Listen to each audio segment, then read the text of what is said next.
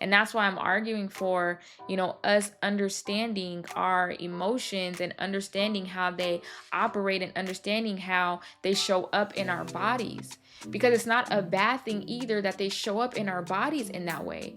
Our bodies and our souls, they work together to help us pay attention to what is happening around us.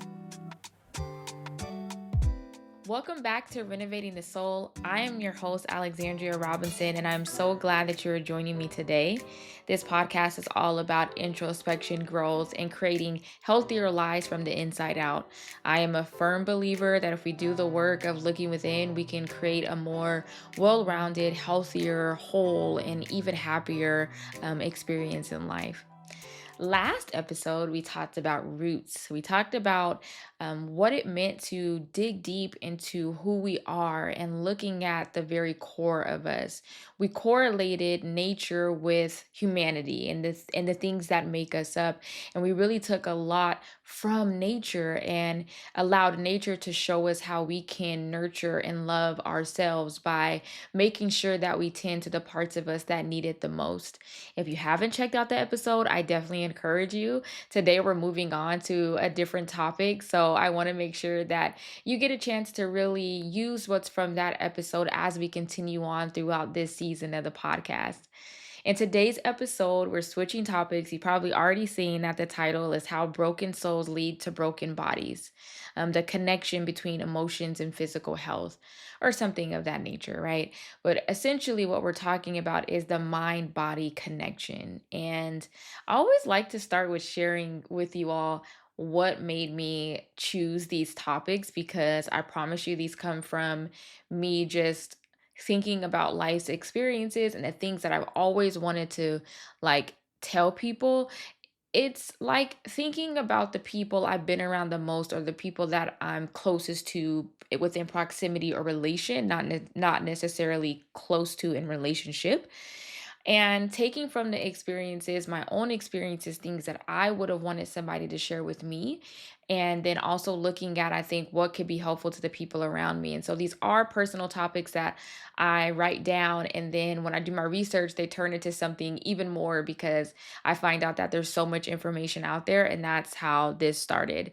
So, really, what I wanted to get at was when I was little, I would get sick all the time. And when we're talking about little elementary school, so I would get sick all the time in elementary school with stomach aches. And I knew that I was making myself sick, but I didn't know how. I would get super scared or worried, and then I would end up sick with like a stomach bug or a stomach ache. Now, there are probably fewer times that I actually really did have something wrong with me and had a genuine stomach bug, like from sickness. And I think those times were like if me and my brother both got sick or someone else in the house got sick too, then I knew it wasn't just me. But I distinctively remember this one night that we had rabbits as pets. And um, we heard all this commotion. And I think my uncle was at the house too, and they were trying to fight off these dogs that had eaten our rabbits. And I got so scared that night that I ended up sick. Now, what's funny, what I guess is okay. How can I say this? It's kind of funny, it's kind of not. But well, I would get sick so much that if I ate somewhere or I drank something or something was around me when I got sick, I would never do it again. So I had a friend from school over that night, and I thought that she was the cause of my sickness. So I actually never invited her over back to my house, and we were in school together from elementary, middle school, and high school. And never invited her over for a sleepover ever again. I feel so bad, and I'm not going to say who that was. Uh, just in case she's listening. No. But in my mind, I would rationalize and try to figure out what made me sick when I did have a hint that it was me. But again, I didn't really know, like, how was I really causing myself to get sick? I don't understand. Like, I'm throwing up, I have all of these things. I really don't feel good. How am I causing myself to be sick? But I knew somehow I was doing it. My grandma would come and pick me up from school anytime I called her and told her I wasn't feeling good. And most of those times, again, I was never genuinely sick. My dad was the one that was like, I'm not picking you up or you're not getting out of school until there are actual signs that you're truly, truly sick. And I think that's because he understands too that, like children, right? We often fib about being sick because we just don't want to go to school. But in my case, it was both of those things. But majority, and more so pertaining to what we're talking about today, it really was a lot in my mind, right? That was happening. Um, I grew up in a way that I don't think that I really saw healthy emotions on display. I saw a lot of extremes, and honestly, I'm still like that. I'm like either way up here or I'm way down here, and now I'm trying to find a really healthy balance. Um but back to what I was saying, I grew up with a lot of extremes, a lot of extreme emotions, and not really seeing people process them well, seeing people jump from like one thing to the next, to the next, to the next. And as I talked about in the first episode, Predators in the Pulpit, I grew up in church, and a lot of those environments do not encourage you to be in tune with your emotions. So I didn't really grow up having a good relationship with emotions and understanding how they operate and work. I probably didn't pay attention well in biology, and about our makeup and stuff, but I don't really remember that being the main focal point either. Psychology for sure, right? They definitely want you to understand yourself and be in tune with your emotions. But again, you can learn things in certain environments, but if you're not in an environment that is proactively doing those things, you're probably not going to have them ingrained into who you are. And so, one of the things that I felt like, I would say, I had this silent frustration that I didn't know how to put into words. But I was really frustrated with the fact that no one was handling their emotions, and not like no one, like referring to everybody in the world, but like I said, the environments that I grew up in, even going to college and seeing the behavior of people, right? Even my own emotions were out of whack, okay? And so I had a problem with like, how are we supposed to do this? But I didn't know where that starts. It wasn't really actively and consciously on my mind. Like I said, it's more like a silent unconscious kind of thing. I mean, it's hard to call it unconscious, but I was aware of it, but it just wasn't on the forefront of my mind. Hopefully that makes sense. And so in 2014, I was at home in my apartment in Smyrna, Georgia, and I was watching the church I had attended kind of off and on. I was watching virtually, and they had a gentleman come named Peter Scazzaro. And hopefully I'm not butchering the last name. I've always struggled with his last name, but I believe it's Peter Scazzaro.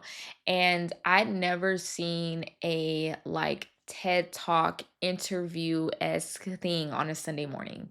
Pastor E. Dewey Smith. It was my first time witnessing a untraditional Sunday service where Peter Scazzaro talked about his book, and it was titled Emotionally Healthy Spirituality. And he starts and he goes on about how as Christians we should be in tune with our emotions, that emotions should not be neglected when it comes to our spirituality. And y'all, I could go on and on, but y'all, let me tell you something. That sermon, that was 10 years ago. Was it 10 years ago? 2014? Yeah, that was 10 years ago. I still remember the day that I heard the things that he was saying. I don't remember everything he was saying verbatim, but I remember my world. It was like those movies where everything just stops. I remember just everything just shifting and changing for my mindset, for the way that I perceived. It was like a light bulb went off, and I was like, finally, like this is exactly, it's like what my soul had been longing for, to know, to have that comfort of like, you're not crazy, right? You should use your emotions. Your emotions are not bad. They're things that you need to be paying attention to, and that emotions do play a factor into spirituality. Now, even though I wasn't directly told you cannot be emotional as a Christian, it was definitely implied. It was definitely implied in the way that you're not supposed to be sad about certain things, or you can't be too happy, or you can't have it was just like, again, not deliberately, no one sat me down and was like, as a Christian we don't stay in tune with our emotions. But from the environment, from watching people, from seeing, from even when I would have my own experiences, right? And either people not discouraging or people encouraging the right or wrong behaviors, like, I was really struggling because I didn't understand how I was supposed to really regulate and balance that aspect of me. And so when I heard Peter Scazzaro talk about this, I immediately bought that book. I to this day, that book is like stamped in my mind. It is one of the books that absolutely changed my life and got me on this path of wanting to like wake people up and be like, you need to be in tune with your emotions. You need to know what is happening, and you cannot separate them from your spirituality. You cannot separate them from your education. You cannot separate them from your emotions. They are a part of us, a part of all of us. And so today, that's what we're going to be talking about. The theme of this, broken souls lead to broken bodies, is essentially about how our unresolved emotional wounds, stress, and inner turmoil can show up in our physical health. And so, if we neglect our emotional well being or refuse to address the deep seated pain, our bodies start to bear the weight of it. The connection between our emotional state and our physical health is simply undeniable. And I want to read this statistic, y'all. Y'all already know me or should know me by now. If it's your first time here, then you'll learn. I always have my little resources. So I didn't use emotionally healthy spirituality for this episode, but it is still a book that I definitely recommend. I will have all the links for you all, of course, but I wanted to read this quote from the article that I read, How Emotional Processes Affect Physical Health and Well-Being. And I wish I had the original right in front of me. I don't, but it is from, I believe, like a hospital.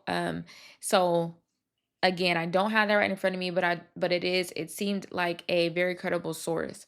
And so that's why I used it, and I used some the information in it. So here's what the quote says. Studies have found that over 80% of all doctors' visits involved a social emotional problem, while only 16% could be considered solely organic in nature. One study found that 84% of 567 common complaints, such as chest pain and dizziness, yielded no medical diagnosis. So, before I get into that, I want to say this is not saying that people who go to the doctor and, if you have physical pain, that it ends up not being nothing. That's not what this is saying. What this is saying is that often people are going to, and the article talks about this, they're going to the doctor. They have these real bodily things, physical things happening, but there's no specific diagnostic or diagnosis or a solution for what is happening within them. I'm sure you and I probably know those people who are always, something's always wrong with them, or they're always at the doctor, they're always getting tests ran, and they get the test ran. And if you come from a background like me where you're a Christian, they're always like, oh, it's a miracle, they didn't find anything. But that, in this case, the one we're talking about today, that is likely because there was nothing to find in the first place, because the problem was not really from starting from the physical, but it's starting from the soul. It's starting from what's happening within that person. It's starting from the emotions that are plaguing them, the chronic emotions that they have kept themselves in. And so that is what we are talking about. So I'm going to be breaking down how emotions are not just these fleeting things, right? They're not just these fleeting feelings as many of us have been taught, right? To either ignore them, suppress them, repress them, which there's a difference between the two of those. They're not just these things that, oh my gosh, they're so manic and I can't control them and I just got to let them happen to me and I have to just live into each emotion as it comes. Like, they're not those things either, right? They are signals from our bodies that help us understand what's going on inside. Our emotions guide us. Y'all, like, I'm so excited for today's episode because this is literally what I wish I would have found years ago. Um, and I've been on this journey, right, since that eye-opening moment in 2014. But even in coming to do research for this episode, I learned so much more than I knew before. And it actually has helped me so much now at 32, right? Not just with myself, but even with how I parent my children, to be careful. And I'm getting ahead of myself because I'm so excited. So I'll reel it back in, but to be careful not to cause them to suppress their emotions, but to lean into them in a healthy way. So we're gonna unpack that. We're gonna be talking about how our emotions they guide us. However, when they get overwhelming or out of balance, that's when they can show up in our bodies in ways that we don't always expect. We're gonna look at what emotions really are, how specific emotions affect our body, and the natural ways that our bodies work when we experience these emotions. And then I always love to share practical advice. I'm going to share practical advice on how to balance emotion and reason, and a lot of these suggested collective advice from the various resources that I pulled from. It was honestly essentially the same, which I also found pretty fascinating. And so I'll end the episode with that practical advice. I want to take a moment here to say I'm not an expert. I'm not a psychologist. I'm not an emotions expert by any means. Again, I am just a girl, a woman who really believes that we can live well-rounded lives. I say about myself that I am a real, regular, well-rounded woman, right? Like I want to be healthy in a holistic way and not just in one main area of my life. And so that means physically, mentally, emotionally. And we're going to talk about some of the advice and the things that I need to work on in myself, right? So I'm not an expert at this, but I'm so excited to share this because in these past 10 years, as I've been trying to really do this, and again, not perfect, right? Because now I'm learning how to do it in a marriage, I'm learning how to do it with my children.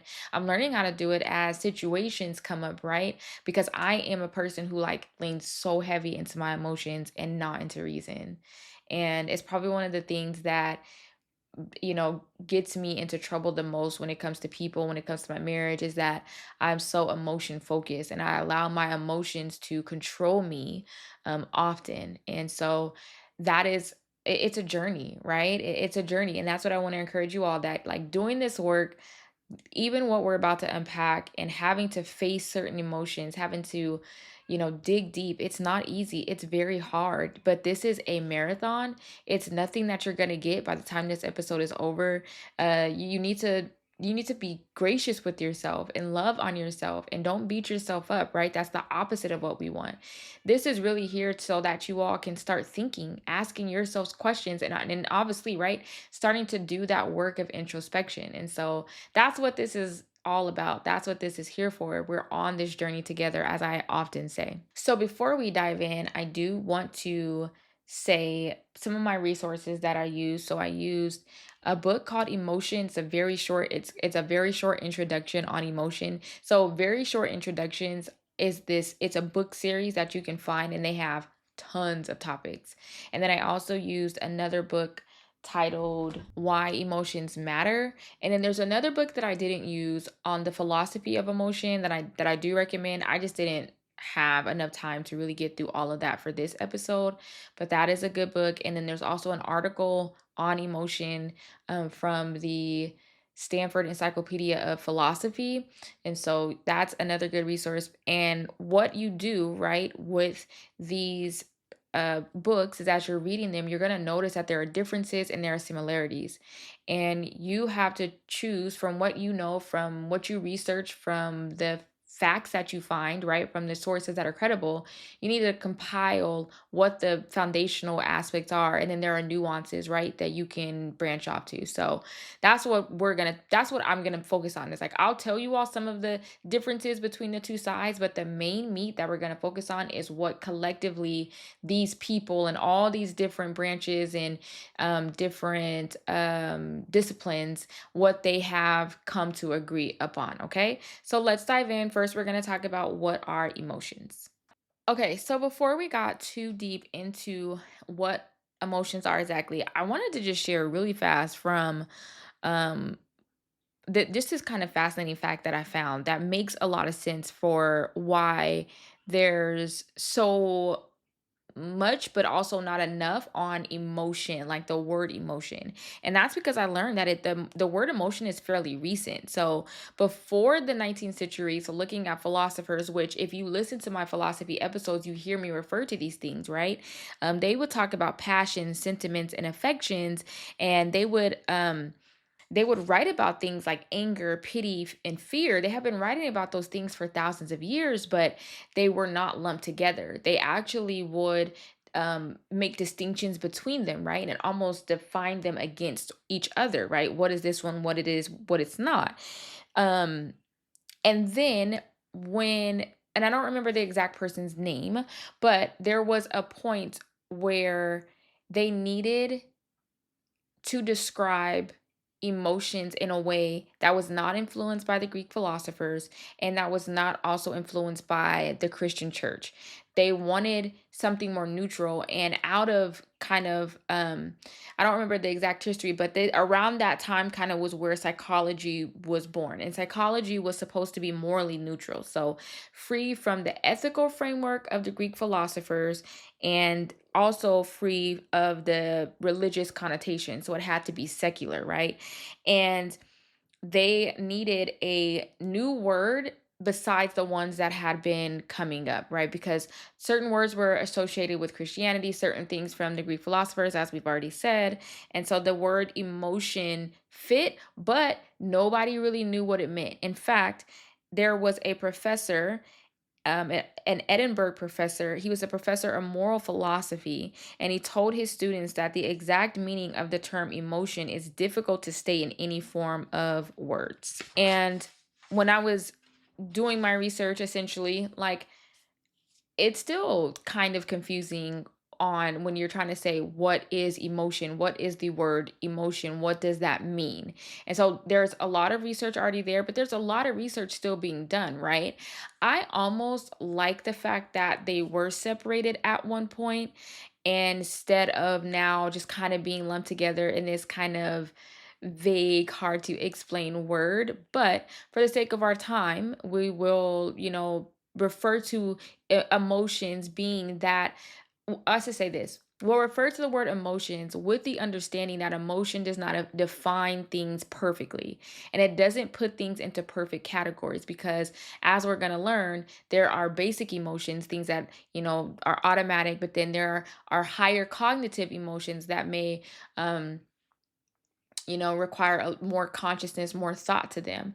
And then you have emotions, but then you also have moods, right? So that's why I'm saying that the word emotion, that's why I wanted to bring that up. It's not perfect. And when you hear emotion and when I hear emotion, we may hear different things. Some of y'all might hear Destiny's Child. You know what I'm saying? Like, we might hear different things. So I want to be clear that, that is for a reason, right? Like, it's not perfectly defined. Let's dive in this time for real to what are emotions. So, like I said, we often think of them as these fleeting things that, are reactions to the things in our life, but emotions are more than something that we feel. They are biologically rooted responses to the world around us. And when I say biologically rooted responses, it means that all mammals experience some level of emotion. Humans experience emotions, all of us, every single one of us. There is not one human that can escape basic emotion, okay? And oftentimes, emotions are how our bodies tell us that something matters, or that something is happening, or that we need to be paying attention.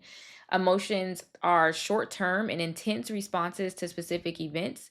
And these events could be internal, like remembering a past event or having a dream, or it could be external, like hearing surprising news or hearing a balloon pop, right? That might startle you or scare you.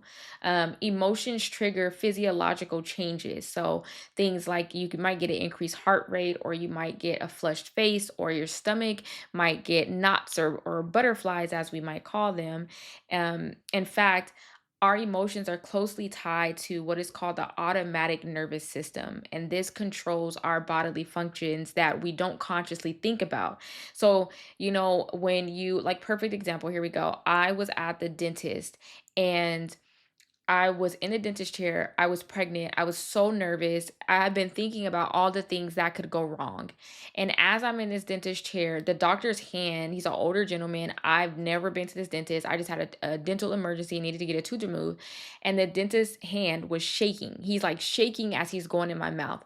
My heart rate, without me being able to control it, like, I didn't even know why, my heart was dang near beating out of my chest, that I thought I was almost about to make that man call 911 until I realized, you guys, I'm not even kidding. This is how I've been trying to regulate my body for years because I know how I am. I know that I can freak myself out from my emotional responses. And so I had to calm myself down and tell myself that there was nothing truly wrong with me, that I was freaking myself out, and I had to bring my own heart rate back down from like really thinking about it.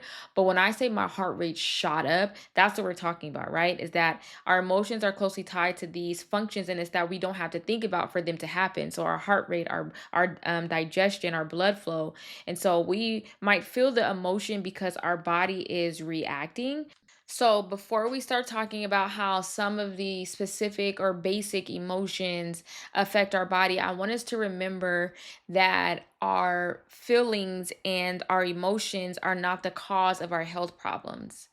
It is the chronic reliance on defenses against the experience of our true feelings that end up causing this tension and disease. What does that mean? That means that the more that we suppress unconsciously or repress subconsciously our feelings, so the more we either are thinking about it and we put our feelings down, or the more we're not thinking about it and we're trying to run from what we truly feel, that's what ends up causing a lot of these physical things to happen. And again, we're talking about chronic. So we're talking about over time. Over time, you have learned to push your true feelings away, which then causes you to have digestion problems and gastrointestinal issues and fast heart rate. And then what happens is over time, your body starts to respond faster to certain situations. Almost you really can't control it because you've almost, and these are my words, you've almost like trained your body to do that, right?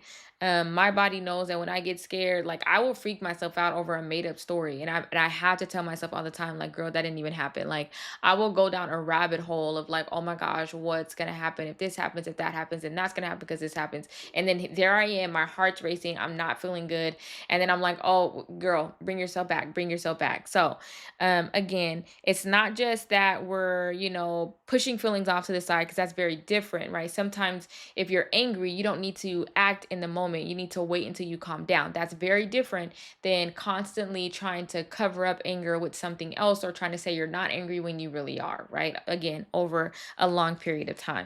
So, and like again, y'all, I really encourage you guys to dig into these resources because they are so amazing. And why emotions matter, and in the emotions book. So I think in the emotions book, actually, the little one, they talk about three different types of emotions. So basic emotions, cognitive emotions, and then cultural emotions. And the two we're mainly going to focus on are basic emotions, cognitive emotions, and then we're going to talk about moods, which is supposed to be different than emotions. So some basic emotions are sadness, fear, anger, shame, and we're going to talk about those specifically.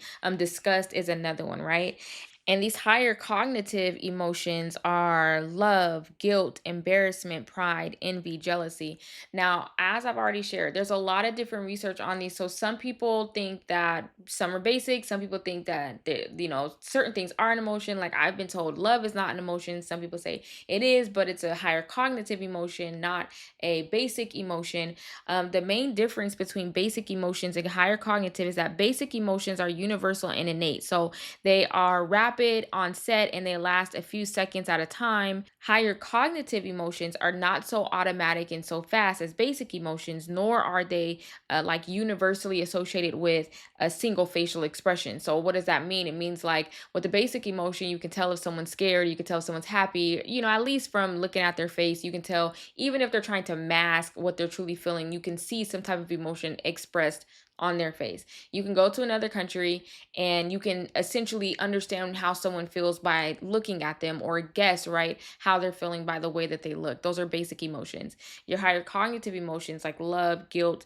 embarrassment, pride, envy, jealousy, you don't always see those, and they take longer to actually set in. It's also said that with our basic emotions, we're not really conscious and aware that they're happening sometimes. Sometimes we might hear something and automatically we're afraid, right? That's your basic emotions. Whereas with your higher cognitive, there's a usually more thought involved. I usually love someone because X, Y, and Z. Whereas I can experience fear and not really know what I'm afraid of or why I'm afraid, right?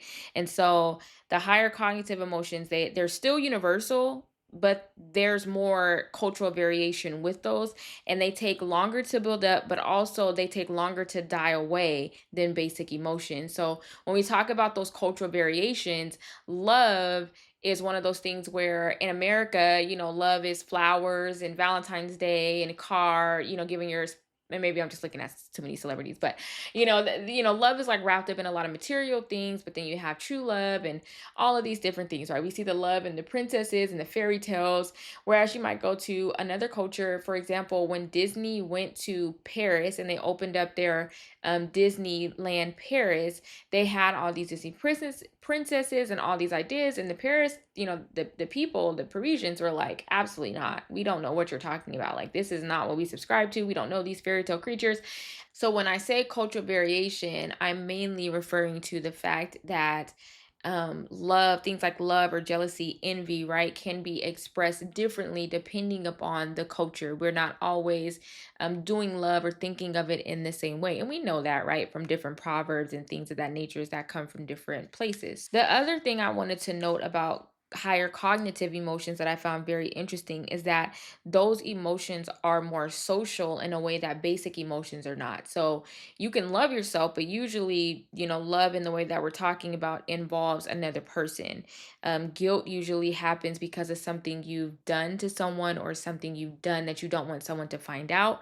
Embarrassment usually happens again when you're socially interacting with people. Envy, it's usually you're envious of a person, not of a thing, right? You're envious of something that they have, but it's that person. You're envious that that thing belongs to that person. So if you have, let's say there's a Benz you really want, right? You're not envious of the Benz, but when Susie gets the Benz, you're still not envious of the Benz. Like, oh, that Benz, I'm mad at that Benz for going to Susie. No, you're mad at Susie for having the Benz that you want. You see, and so, and I did this whole thing on envy. Maybe we'll talk about it one day, but and so that I felt like was really interesting, was the fact that these higher cognitive emotions really have that social aspect to them. Before we get into the way that these emotions affect our body, I also want to make it very, very clear that emotions are not inherently good or bad. I know that we as a culture, especially in America, have put our stamps on which emotions are good and bad. So sadness is typically seen as bad, even like in the movie Inside Out, right? We were all mad at sadness. But sadness was seen as bad, right? Or sadness is seen as bad. Anger is usually accepted in a way, but that's a negative emotion. But emotions in and of themselves are really not good or bad. They just are. They just are. And again, these have been around since the beginning of time to help us in our evolution, right? To help us in the different as we were becoming more aware and cognitive beings, right? They're here to help us for some type of security, protection, something. And so I don't want us to continue on with this mindset that, oh, if I have this emotion, it's bad, or oh, if I have this emotion, it's good. Emotions are just what they are. I think what makes them bad or good, or us put those labels on them, is what happens from them, like how we react, how we use them. When you see somebody that's angry, they might punch someone. Somebody that's sad, they're crying all day, right? And so it feels very negative. It feels very bad. It doesn't always feel good, right? But sometimes having joy, you could have joy at the wrong thing. I mean, we can maybe question, is it really joy? But some people get joyous at the downfall of others, right? Does that make joy a negative emotion? No. So again, emotions in and of themselves are not negative and they're not harmful. They're actually what we need. They are here for us, again, for us to use them as guides throughout our life. There's signals for us to be able to there's signals for us where we need to be paying attention to something happening around us. There throughout the times, right, and the studies of emotions, there definitely have been scholars to say that that emotions are bad. And that has been passed down where people think that emotions are bad and we shouldn't have any emotions. You should only rely on reason because your emotions are going to just throw everything off. And since then, what we've really come to find is that it's not about having too much, having using all your emotions, as some might say, or it's not about using all reason. It's actually about striking a balance between both. So you need both emotion and reason, and you need the healthy balance. And that is hard to do. That is something that you have to learn over time. Me personally, I really love that, like, we're born and we evolve and we grow and we're not just experts at a thing. And so I love the fact that we really have to go throughout life finding the balance between our emotions and reason, right? It doesn't just come naturally to us. Some of us are like all reason and no emotion, and then others are all emotion, no reason, like me. And so you really, life is what most scholars have come to agree on, almost all scholars, most of them have come to agree on, is the fact that the balance, the true, what we need to be working on is not mastering one or the other, but balancing between the two. Sometimes we need to listen to our emotions over reason. Sometimes we need to listen to reason over emotions, but you have to find the balance. Neither one should be in control over the other or too much, right? We're going to walk through several different emotions really quickly, just so I can point at, what that emotion is and how it shows up in our body. Shame. Let's talk about shame first. So, shame is, we have disgust, right? And shame seems to be like this sort of disgust within ourselves. There's something that we are not liking about ourselves. And so it causes us to look at our identity. So there's the book Why Your Emotions Matters. That's where I'm going to pull from, where they talked about shame. I liked how they put it. Of course, this isn't the end all be all on it, but this is kind of how they put shame, and I really liked their explanation. And so they said in their book that shame is a signal that something's happening to your identity. And it's not a pleasant process to have to deal with shame because it requires you to really look under the hood, so to speak, and deal with what is happening within you. And a lot of us want to hide our shame. We want to hide our shames from others, and we want to hide it from ourselves because we just don't want to deal with it. But that's as we're talking about today, it's risky to really suppress and repress these things because you will spend more time trying to fix yourself over time if you don't address the issue right now. It's the same thing that we talked about in roots. The more time that you spend digging deeper to get to the deeper roots, the less time and less energy and resources you'll have to use over the course of time because you've built a really good system to get down into those roots. And so trying to ignore these emotions is the same thing. So shame often manifests in our body where it increases our blood pressure, our heart rate. Some of us show shame through our body posture. We might slump or we might avoid eye contact. Over time, people who struggle with ongoing shame, they can develop chronic pain or body weakness, and they can have these high levels of cortisol, which can lead to insomnia, diabetes, depression, and other stress-induced conditions. Our bodies were not meant to handle high levels of any of these emotions. And that's why we see them manifest in this way so often. Shame, right? Like, shame is there to signal that something is happening to our identity. Something about us is being threatened. And that's what we need to pay attention to when we feel shame. But there's a difference between telling yourself that you're a loser versus having lost something, right? So let's say you lost a game. There's a difference between I lost a game and I am a loser. Those are two different statements. And so when we take on that I am a loser mentality, or I am a this, whatever it is, and we start to shame ourselves, right? And we don't deal with it, then that is what leads to that manifestation, right, over time. It's important that with shame, we look, as the analogy says from the book, we look under the hood at who we really are, what is really happening to us. They also said that shame is a good, like, looking at our identity and seeing shame is a good way to address our values, because sometimes what we think are our values are truly not our values until we experience shame. And then we realize, oh, I thought I valued this, or I thought these are my values. But really, when we start to look at our true identity, we realize that those are actually not our values.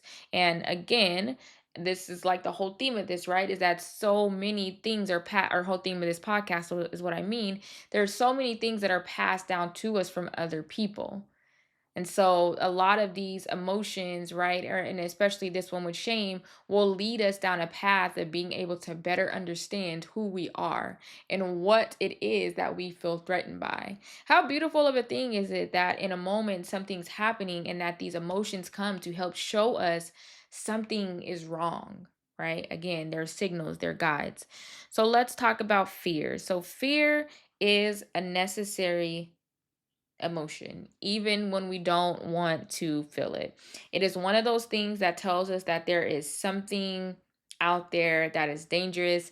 There is something that we need to pay attention to. And without this sense of danger, we will find ourselves in situations. Honestly, they were saying collectively that they were saying if you do not have fear, you probably won't live very long and you also probably wouldn't be a very nice person, because fear does is to help you that to see that there is some sense of danger. And when we have fear, it will also lead to the things I'm sure we've all heard: fight, flight, or freeze. So you fight, you either gotta, fight, whatever that looks like. Flight, you run, or you freeze. You don't, you just don't go anywhere, right? And so the negative side of fear, right? Having too much of it, or having that fear chronically all the time over and over, is that it can become a problem if if we never figure out what we're afraid of. Because just because we're afraid of something doesn't actually mean that it's scary. So just because there's fear and something's signaling to us that we're in danger, it doesn't always mean that the thing that we're fearful of is bad. So one of the examples was the fear of a committed relationship. Just because you're afraid of being in a committed relationship, or you're afraid to lose this person because of your past, doesn't mean that it's a bad thing that you need and that you should just break up with this person and give up on love altogether, right? Like that's what we mean by just because you're experiencing fear doesn't mean that there's a valid threat.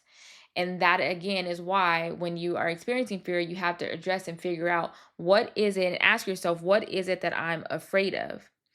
And fear can make us desperate. It can make us desperate because we all want to feel secure. And when we don't feel that security, we become desperate and we start looking for things to make us secure. And sometimes when you're in fear of a relationship, in order to make yourself feel secure, you may just, be with a different person, one after the other, kind of no matter what, because you're afraid of that. You're fearful of like not having that security and that protection or that validation, right? Of like, I'm a good person. And so all of these emotions can work together as well and show you and point to bigger issues. High levels of fear, right, and high can cause these high levels of stress. And again, it can cause our heart rate to increase. It can cause nausea, shaking. You can have over time, right? If we're not able to manage fear, then it can lead to chronic anxiety. And then we'll notice long term effects like insomnia, stomach issues, or chronic headaches. What I thought was also very interesting is that when fear takes over our body, so we're talking about intense fear, like when someone shoots off a gun and intense fear takes over our body actually shuts down from when we experience high levels of fear. It shuts down non-essential operations, and then it only focuses on the things that's going to keep us alive. So then that can sometimes lead to like diarrhea and like our digestive system shutting down. It's only going to focus on the things that are keeping us alive, which I thought was so crazy. Because could you imagine living in a constant cycle of fear, just living with intense fear all the time, afraid of everything? Your body is there working with these emotions, right? And when those emotions take over too much, it'll cause, again, all non essential functions of your body to shut down, which, of course, sounds very, very and is very, very unpleasant. Um, sometimes people who experience fear in this way, they have, or have an issue and have not really addressed their fear. They try to control things because they think that if they can control things, they can prevent bad things from happening. And that's how I am with my kids. I'm so afraid of certain things happening to them that I think if I just control and manipulate every situation, that then it will keep bad things from happening to them. And that's something that I'm working through and having to remind myself, like, you know even if we go to this park, right? Or if we don't go to this park, things can still happen, even if you have them here or have them there. You know what I mean? Like, and so it's something that I'm still working through too, because fear is one of those things that definitely plagues me a lot. As I said, I make up stories and then I'm scared and my heart is racing. I also have like this strange fear when I go on the plane. And so I get afraid that I'm going to get sick on the plane. And that's like the worst place I feel like you could be sick. And so my body, my digestive system actually is always trash when I get ready to fly because I'm so fearful and anxious about, something happening. And mainly it's like being sick. So I don't eat. I seriously, like, I don't eat. I stay away from, like drinking, and it's just I've gotten better. My last couple of flights were actually a lot better because I'm working my way out of and letting myself know if something were to happen, it's okay. There are things that can be fixed and that can be resolved. What's funny is I'm not afraid of the plane coming down. That is a fear, right? But I'm more afraid that I'm gonna get sick on that plane and I have to keep using the bathroom and I have to getting up and there's not gonna be a bathroom or whatever, right? Like that is what I'm most afraid of with getting on the plane, which is kind of kind of silly coming out of my mouth, right? And listening to it. Anger. Anger was one of those emotions that just kind of blew my mind. So I want to talk about this really quickly. Um, Anger is this surge of energy and aggression that we feel when our expectations are not met. There is something that's not going right, something that we expected to happen, and those expectations are not being met.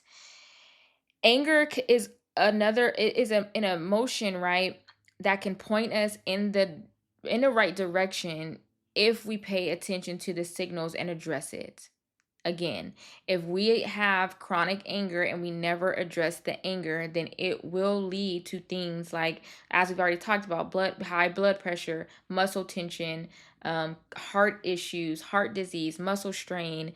I'm sure that we know people who are angry all the time, and your body tenses up when you have too much anger within it. Now, they were talking about in like beginning early times, right, that anger was one of those things that were to help us, because you needed to fight, you needed to physically fight to protect your family, to protect your belongings, right? We don't have to get in those physical fights today, but then sometimes things were only resolved by physical fights, right? We've seen wars, things like that, right? And that requires that good amount, and requires us to be angry. But our bodies, again, are not meant to experience this anger over time. What I found so interesting about anger was that we often use other emotions, we often use anger, excuse me, to suppress or mask other emotions because anger is a more loud and makes you feel more powerful, makes you feel strong, and it's a little more accepted than other emotions. They want you to be angry at the justice system. They want you to be angry at the stores. They want you to boycott these companies. Like anger is not really a bad thing, even if it causes you to do things that are bad or break the law. We don't I don't think I need to go into any examples. We've seen them, especially in our modern times. And so, but what happens is that most of us find it easier to be angry than to be sad or afraid. So we use anger to mask more vulnerable feelings. And in the book, it was saying that this is more common among men because it's not acceptable. It's not as acceptable for men to be sad or anxious. But if they were angry, we don't really say anything. And so we've taught them that, sadness and crying and fear, like these emotions are more vulnerable and less accepted, and you can't do that. So then be angry. And when they're angry, then they're most likely accepted. And we see that a lot in boys and young men. Now, the issue with anger is that anger can lead us to blaming other people. And when we have this habit of blaming other people, we miss out on the opportunity to reflect on what's happening within ourselves. We miss out on the opportunity for introspection. We miss out on the opportunity for self improvement or even for productive conversations because we get into this place of always blaming someone else when we're angry. It's never our fault. When oftentimes we're just as at fault as that other person. And so anger needs to be addressed because, as many of us know, anger gets dark. It can lead us to seek revenge. It turns into that higher cognitive, longer emotion of envy. It can go into jealousy, right? And envy is that deeper emotion that, when acted upon, there's almost like no turning back. And anger doesn't have to be these big things. I love these examples that sometimes anger shows up by using sarcasm to hurt your brother's feelings, or withholding affection from your spouse to punish him for something. So it's not always you punching someone in the face. It's not always you crashing out, as the kids are saying now. It's not always these big grandiose gestures. It can be hearing your coworker needing something and you not give your coworker that thing even though you know you have it. You rather see them struggle. With anger, it's really important that we express it, but that we do it in a way that's productive in problem solving and not blaming or punishing. And it's learning about calming ourselves even even when our body wants to react. And this happened to me not too long ago, where I was going back and forth with my brother. I have three younger brothers, so they're all annoying, right? But I was going back and forth with my brother, and him and I would argue, real bad or whatever. And I know I can feel in my body, I felt in my body as we were like going back and forth about something that I felt was like like it was definitely a real issue.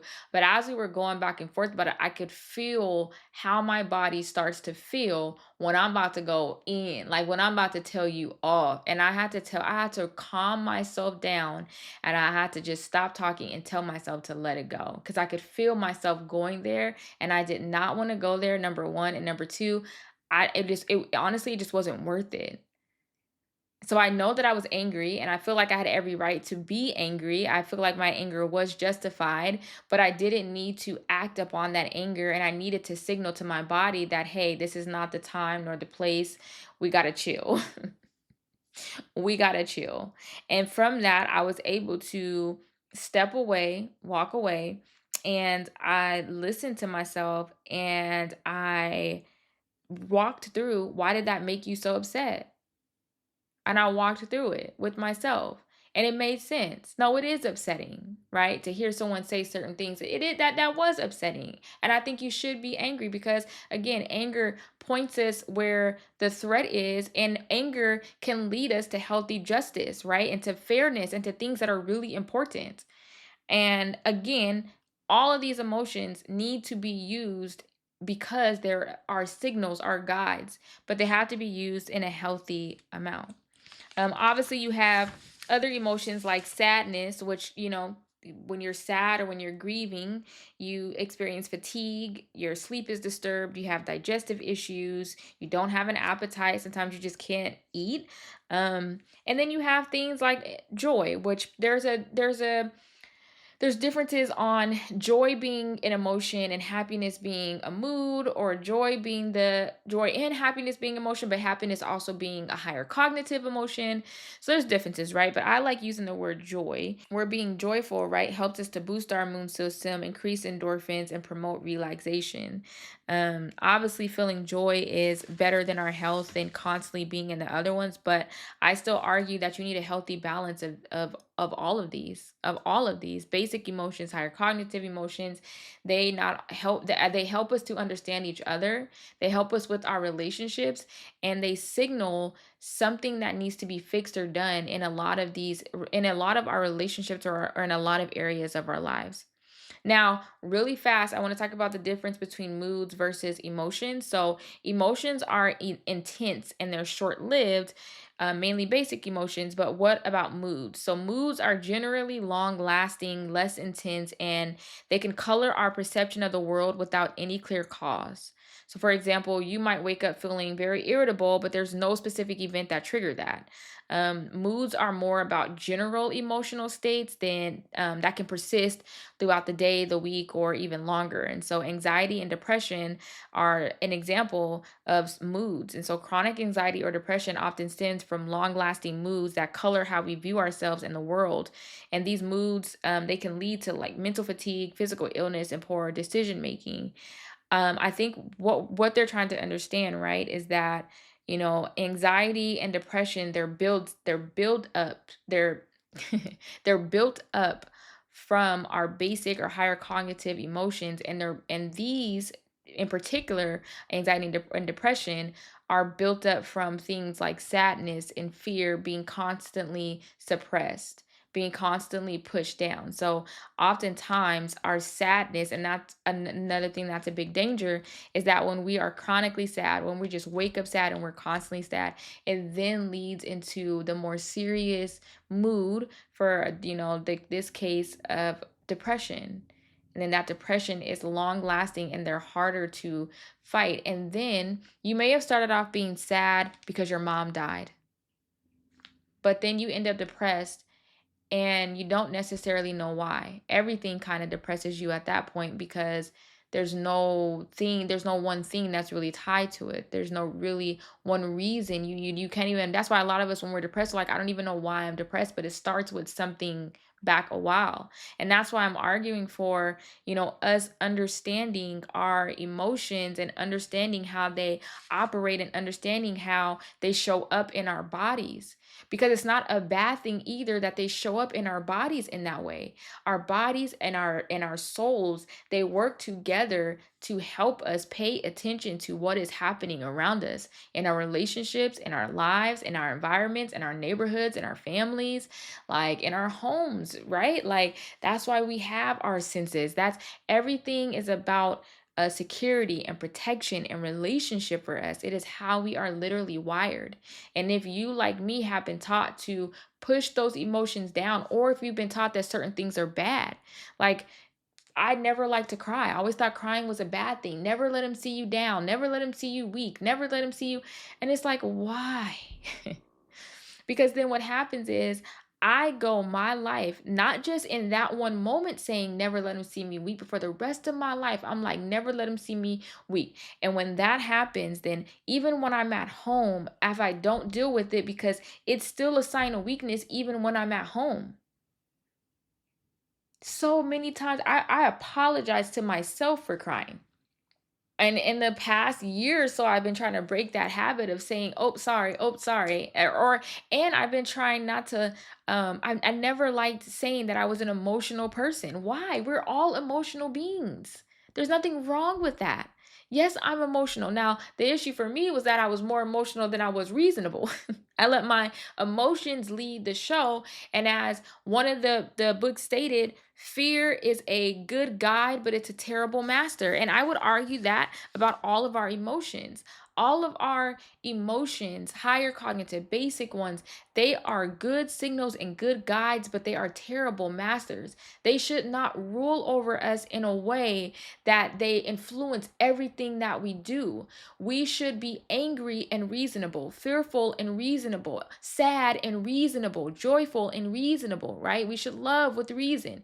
Love and being in a relationship or being with someone and taking abuse at the same time is such a contradiction. Now I know it gets complicated or not. I'm not saying that it's not complicated, but what I am saying is that when we say, oh, I love this person, right, but they're showing you right then and there that they cannot commit to you, or they're telling you that they won't be with you, but it's like you have to have all of these emotions with reason. We cannot leave out reason. We cannot leave out good judgment and logic and wisdom. We can't.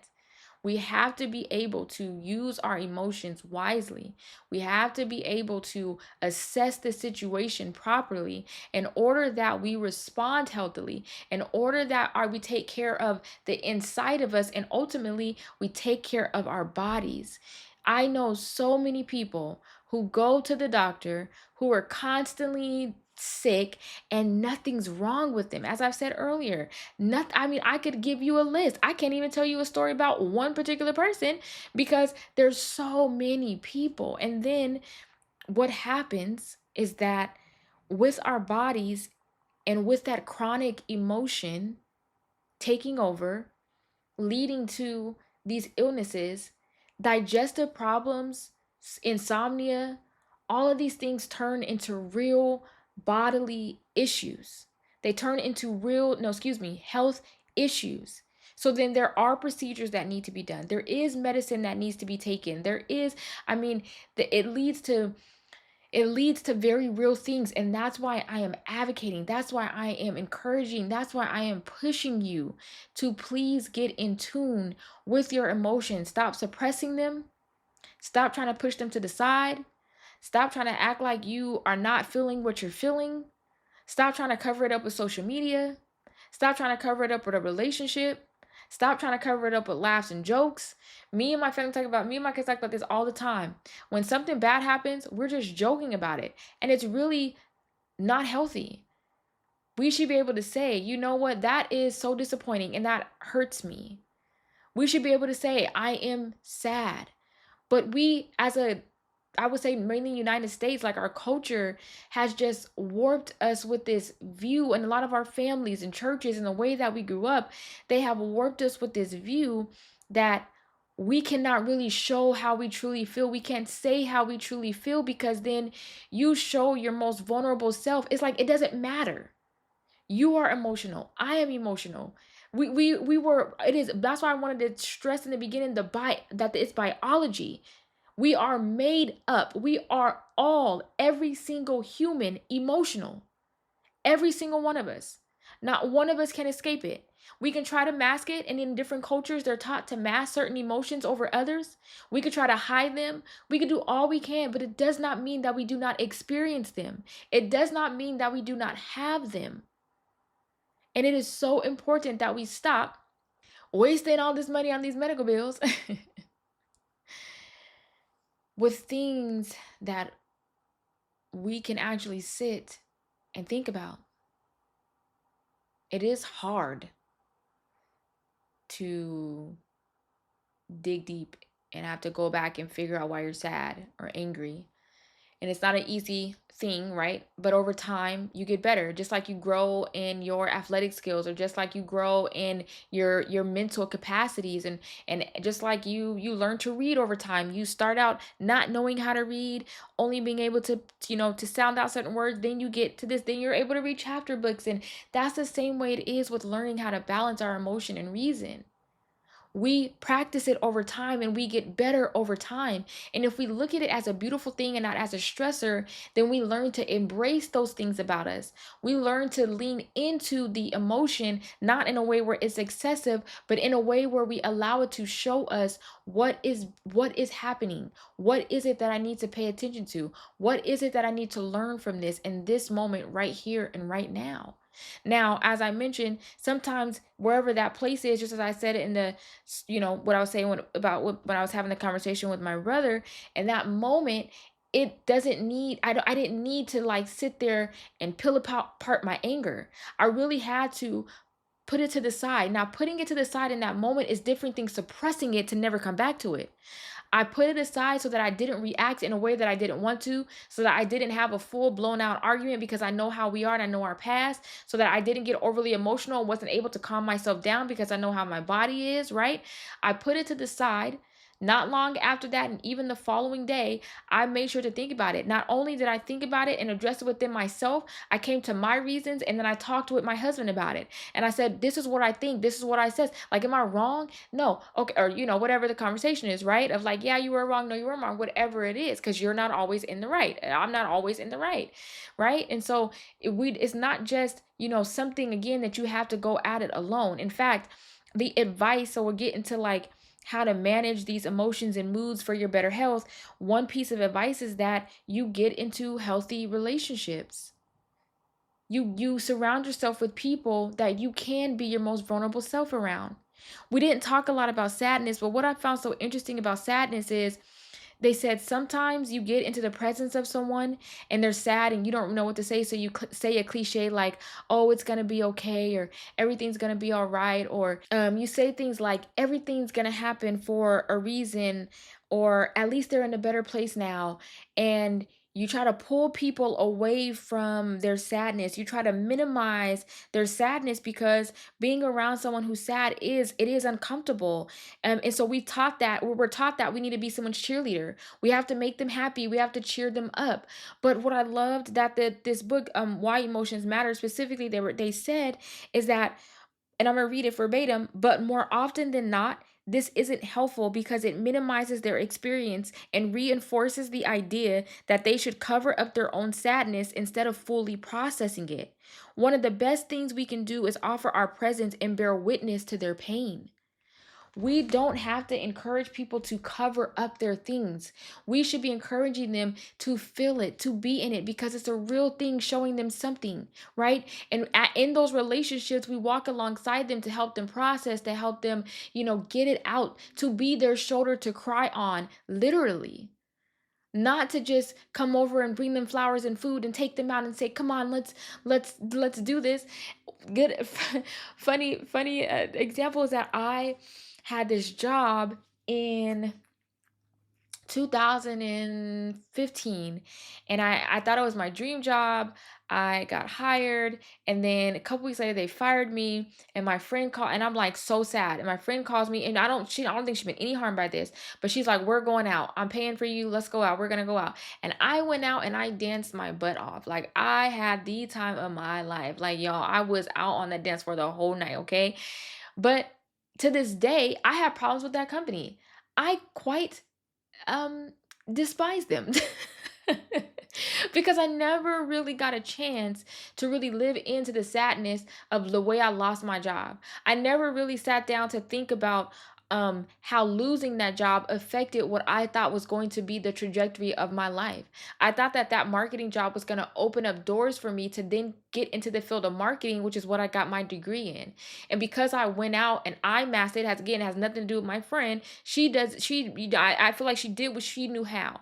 She did what we were taught. So I don't fault her at all. But I never went back to really sit in that and to say, "You know what? You're sad. And this is why." I was just like, "You know what? I got to bounce back. I got to keep going. I'm going to have my party. I'm going to do my this. I'm going to do my that." Because we're not taught to just sit. We're not taught to just look within. We're not taught to like really look at that emotion, not as a negative thing, but as something to really signal to us, and then to process it, deal with it, and use reason. Now, see, I was so pissed at them that I wanted to call somebody to like break a window or do something to the place. That's when I needed to use reason and think, which I did, obviously, because I'm not in jail. I needed to use reason, and I did, to say, "Okay, if you do that, you risk getting that person in trouble, you risk getting yourself in trouble. Do you really want to go to jail for something so just everybody loses a job? Sure, they did you dirt. Sure, they did you dirty. Sure, they did it the wrong way. But like, is this really what you want? Is this really what you're going for?" And obviously, it was not.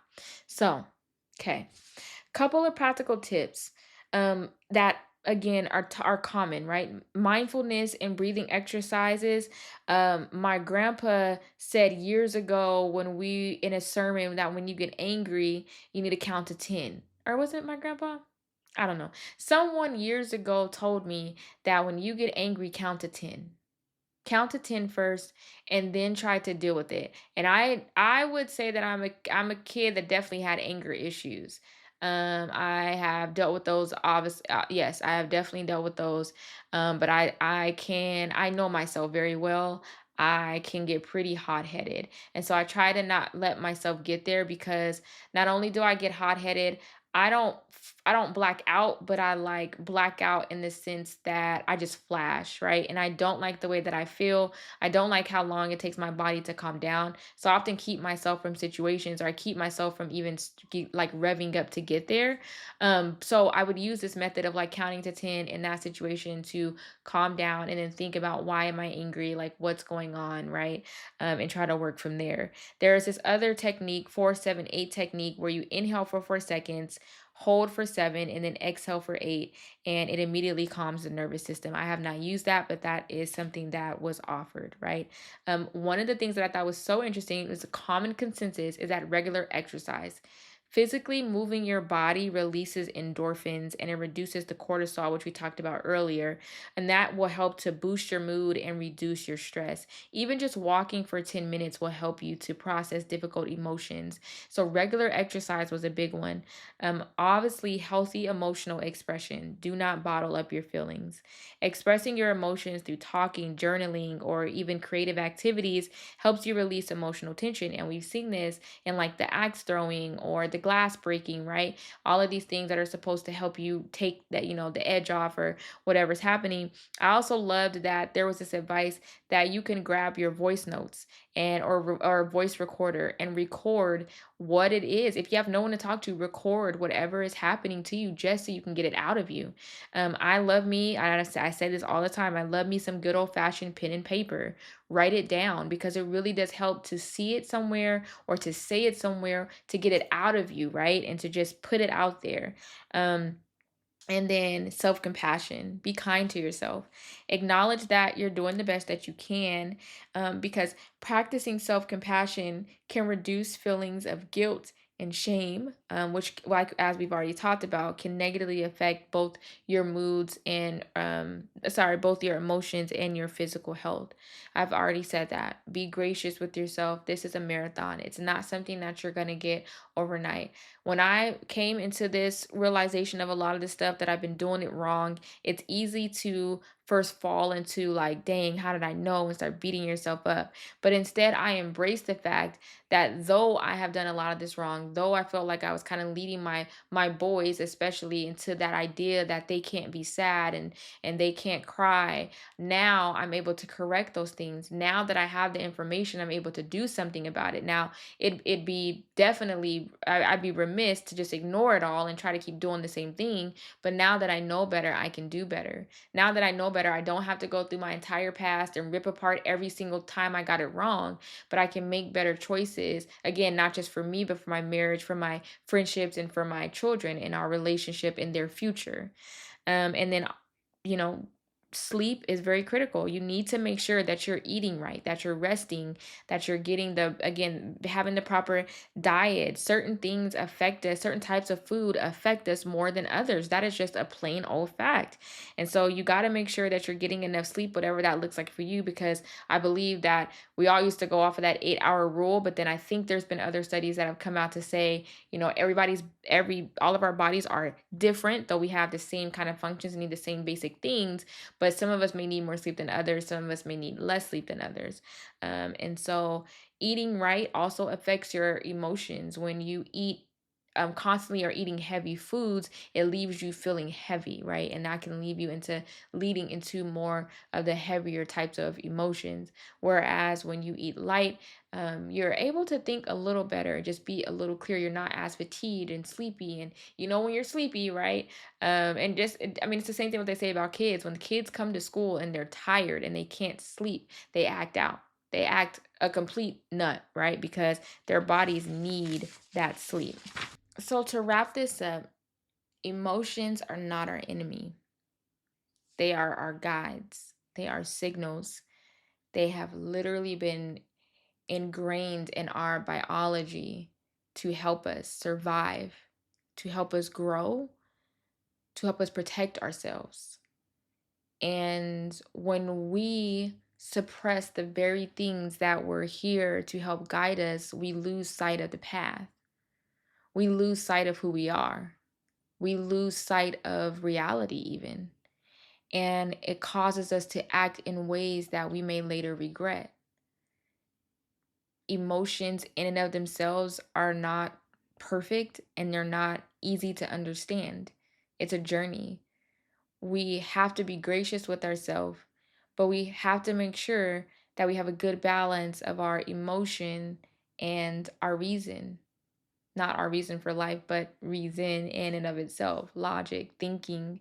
I think we talk about balance often, but we talk about balance in a way of like work life balance, or I need to make sure that I'm not too busy over here, but that I give myself time for self care.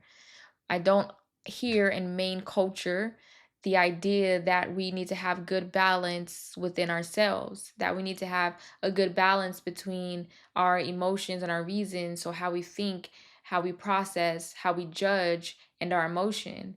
Because too much of one, right, can lead us again onto these paths of destruction. But a well balanced and a valuable and a virtuous life is said to be in the balance of those two things. It's also important that what we're talking about today, right? Of that, if we lean too heavily into our fear, if we experience anger all the time, unresolved anger, this unresolved shame, it can lead to these physical things. Now, emotions in the moment have bodily signals, so your heart rate might increase, your face might get flushed, your fist might clench because you're angry.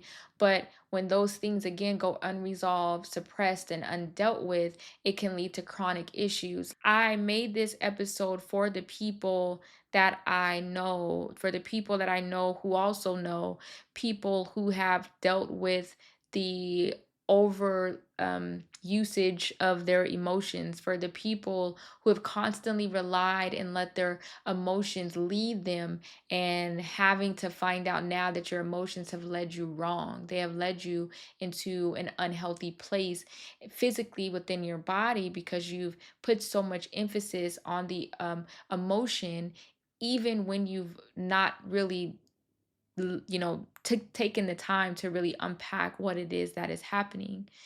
We've allowed our emotions to take front seat, and we've taken a back seat. And so now when those things spring into action, we almost don't even recognize that they're taking over.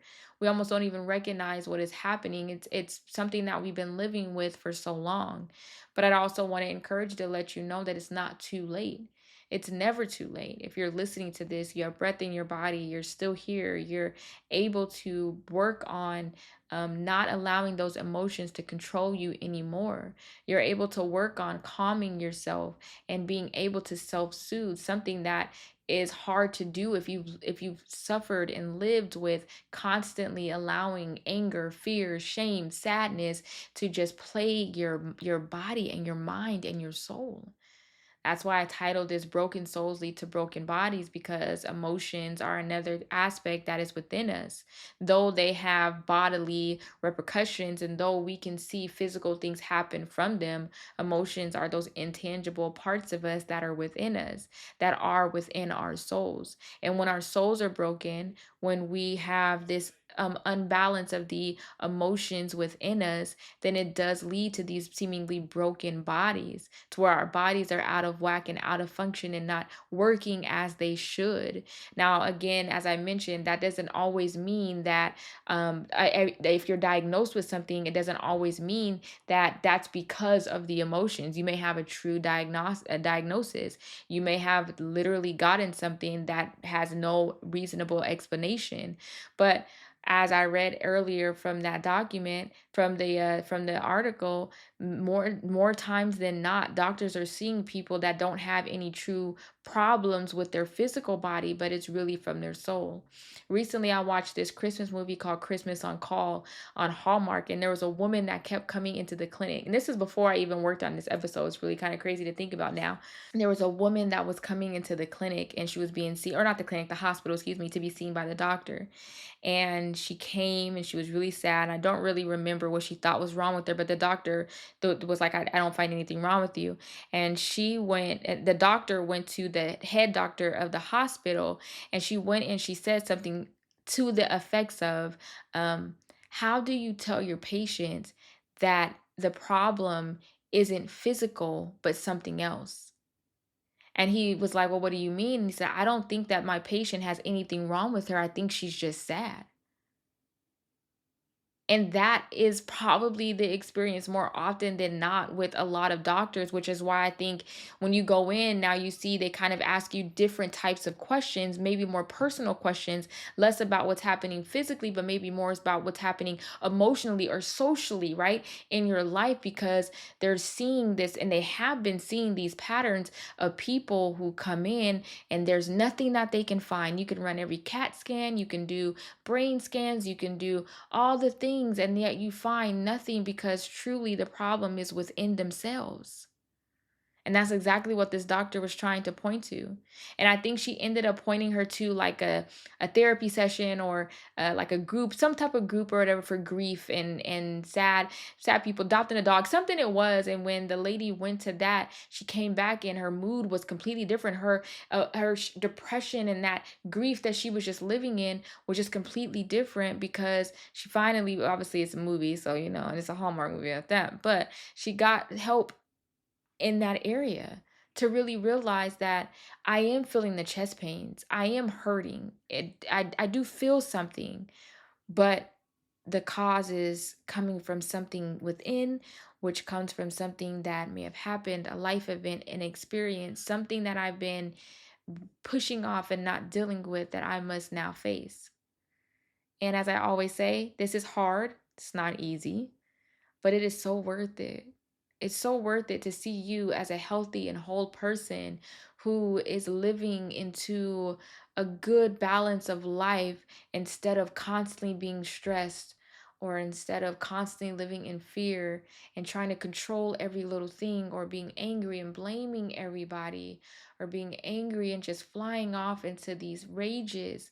It allows us to, and it kind of forces us to take the blame off of others and look within ourselves. So I want to remind you that emotions, again, are not good or bad, but the way that we deal with these emotions can either be healthy and constructive or destructive.